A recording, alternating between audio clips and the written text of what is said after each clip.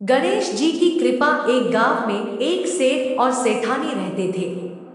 वह बहुत ही धार्मिक प्रवृत्ति के थे और गणेश भगवान के अनन्य भक्त थे।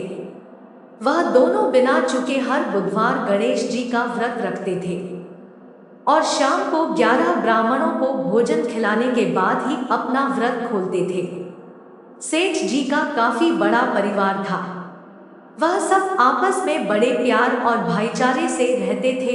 लेकिन सेठ और सेठानी की कोई संतान नहीं थी। इस विषय पर परिवार और गांव के लोग आपस में कानाफूसी करते थे। कहते कि सेठानी बांझ है। यह सब बातें सुनकर सेठ और सेठानी बहुत दुखी होते थे। एक बुधवार के दिन सेठ और सेठानी गणेश जी की पूजा संपन्न करके मंदिर से बाहर आ रहे थे। तभी उन्हें सीढ़ियों पर एक छोटा सा बच्चा अकेले बैठा हुआ दिखा। बच्चे को देखते ही दोनों उसके पास गए और पूछा कि तुम्हारे माता पिता कहाँ है। लेकिन बच्चे ने अभी तक ठीक से बोलना नहीं सीखा था, इसीलिए वह बोल नहीं पाया। वह दोनों बच्चे के पास शाम तक बैठे रहे। तब तक पंडित जी और सेठी जी ने नौकरों ने आसपास जाकर बच्चे के माता पिता को खोजने कोशिश की, लेकिन उन्हें बच्चे के माता पिता या बच्चा खोने की कोई खबर नहीं मिली। फिर पंडित जी ने सेठ और सेठानी को बच्चा अपने घर ले जाने के लिए कह दिया। साथ में यह भी कहा कि अगर बच्चे के माता पिता यहाँ पर आते हैं तो मैं स्वयं उन्हें आपके पास ले आऊंगा। सेठ और सेठानी खुशी खुशी उस नन्हे बालक को अपने साथ घर ले गए। सेठानी ने बच्चे का नाम अपने आराध्य भगवान गणेश जी के नाम पर गणेश रखा और बड़े लाड प्यार से उसका पालन पोषण शुरू कर दिया। कुछ दिनों बाद उसी गांव में एक ठग पति पत्नी आए।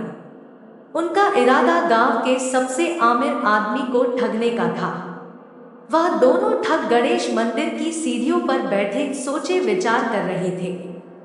कुछ समय बाद वहां पर पंडित जी आए और गांव में अनजान लोगों के दिखते ही उनसे पूछा, क्या आपका बच्चा खो गया है?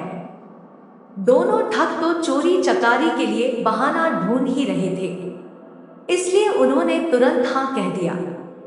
तब पंडित जी ने कहा, चिंता की कोई बात नहीं, आपका बच्चा एक सेठ जी के घर पर पल रहा है।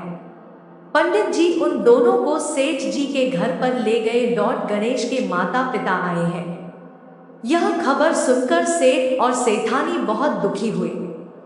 सेठ जी ने उन दोनों पति पत्नी को एक रात के लिए अपने अतिथि गृह में ठहराया। अब वह दोनों ठग सिर्फ मौके की फिराक में थे। उसी रात सभी लोग सो जाने के बाद वे ठग एक एक करके सभी कमरों की तलाशी लेने लगे।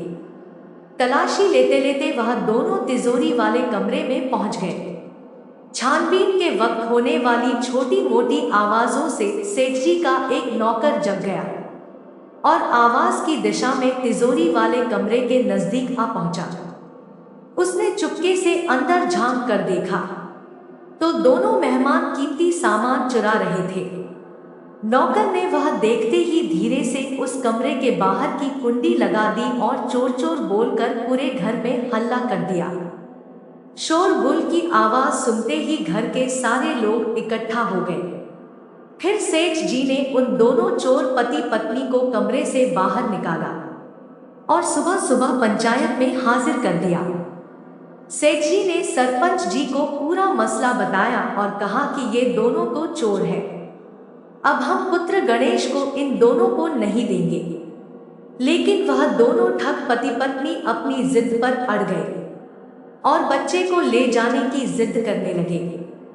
सरपंच जी ने इस गंभीर समस्या का एक तोड़ निकाला। उन्होंने सेठानी और उस दूसरी औरत को गणेश के सामने खड़ा कर दिया और कहा, जिसके भी आंचल से दूध की धार गणेश के मुंह में जाएगी, बालक गणेश उसके पास रहेगा।